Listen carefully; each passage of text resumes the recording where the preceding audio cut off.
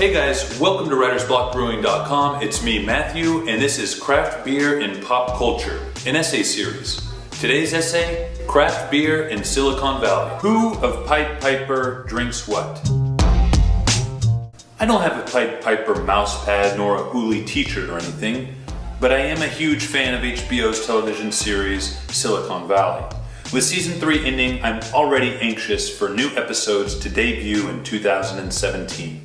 Not that I think it's necessary, but as an insurance policy contra the rage of nerddom, spoiler alert. While watching the season finale episode 10, The Uptick, I know about the uptick. The uptick? Yes, the uptick. The recent sudden surge in users. I couldn't help but notice how many craft beers were littered about in the scene in which Bachman, masterfully performed by TJ Miller, recounts his elaborate social manipulation of potential investors by instigating and instilling FOMO, the fear of missing out, and thus saving the struggling Pied Piper data compression platform. As he dramatically explains, the camera cuts between shots of his audience and the main cast, the Pied Piper team. In the background, you can make out the various beer bottles and cardboard cases. A discerning eye can determine the actual brands and styles of the beers. In this one particular scene, I found 5 different craft beer brands represented. Coincidentally, there are 5 core members of the Pied Piper team, and I thought it would be fun to speculate which member drinks which of the 5 beers found in this scene. My matchups are both supported by previous episodes and the characters' well-developed, unique personalities. Of course, throughout the series, more than these 5 craft beers can be found, which could make for an interesting binge-watching, binge-drinking game. First, let me point out the craft beer Easter eggs within the scene. In order of appearance, you first find a bottle of North Coast Brewing's Old Rasputin Russian Imperial Stout on the coffee table in front of Gilfoyle. A case of Drake's IPA is found on the kitchen counter behind Richard's head as he and Jared sit down. A bottle of Goose Island IPA is on the computer desk behind Gilfoyle. A case of Ballast Point's Pineapple Sculpin IPA is amongst a stack on the floor beside the monitor displaying the uptick analytics behind Ehrlich. The final craft beer Easter egg is none other than a case of Russian River's Pliny the Elder IPA found on the counter behind Dinesh. Some of these beers are found in multiple locations throughout the scene. It's interesting to note that all of these craft beers are from California breweries, aside from the Goose Island IPA, Chicago. Goose Island is also the only brewery of the bunch that has been bought out by Anheuser-Busch InBev in 2011. It's the only beer that is super obvious and may perhaps have been included as part of paid product placement rather than just a decorative prop. This could make sense in a target demographic sort of way because TJ Miller did a few Super Bowl TV spots earlier this year drinking Shock Top, another beer in the Anheuser-Busch InBev's portfolio. I mean, am I really supposed to drop it like a mic? So who of the Pied Piper team is drinking this Goose Island IPA? Though it appears as if the desk on which the bottle is found belongs to Gilfoyle, I would argue that it's Richard to whom the beer belongs.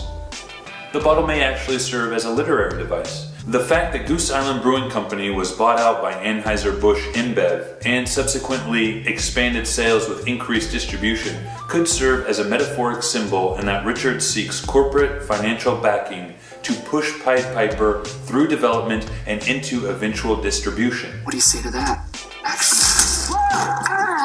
Also, more simply and directly, in Season 3, Episode 3, we see Richard with a bottle of Goose Island IPA.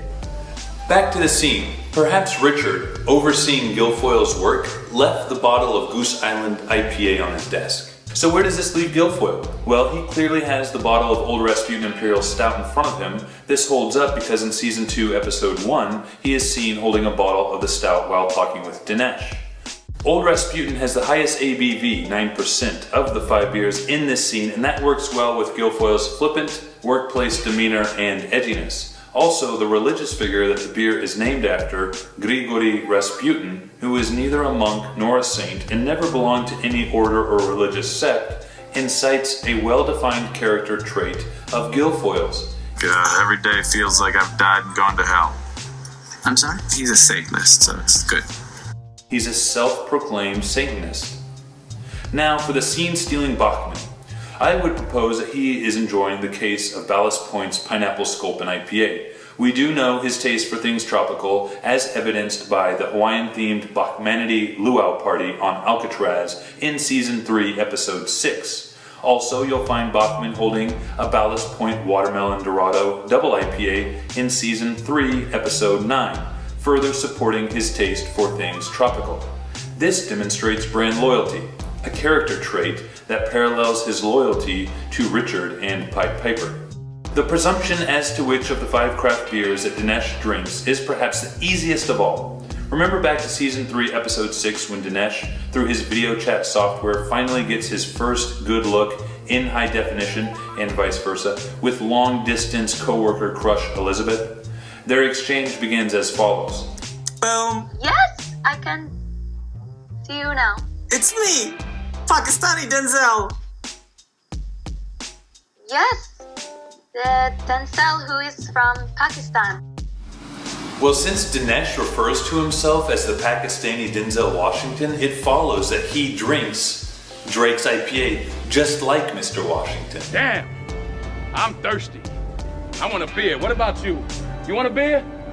Who's drinking? Come on! As the scene ends, Bachman concludes his monologue by inviting the boys to a celebratory toast of cold duck, a sparkling wine, but offers Jared Martinelli's sparkling cider, insinuating that he doesn't drink.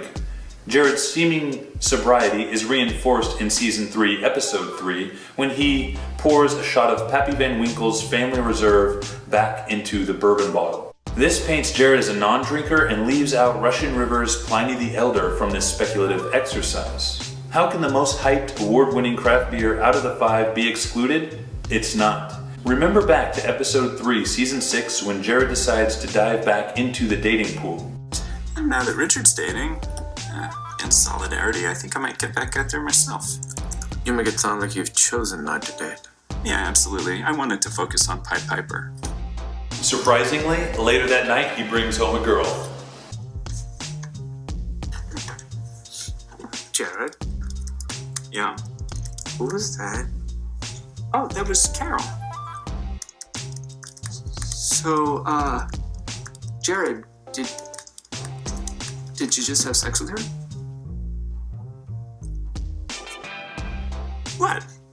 I'm an adult, and like the rest of you, I'm a sexual being. This turn of events reveals 2 things. Jared has secrets, and he is absolutely to the core dedicated to Richard and Pied Piper. I propose that it's Jared who is the fan of Pliny the Elder.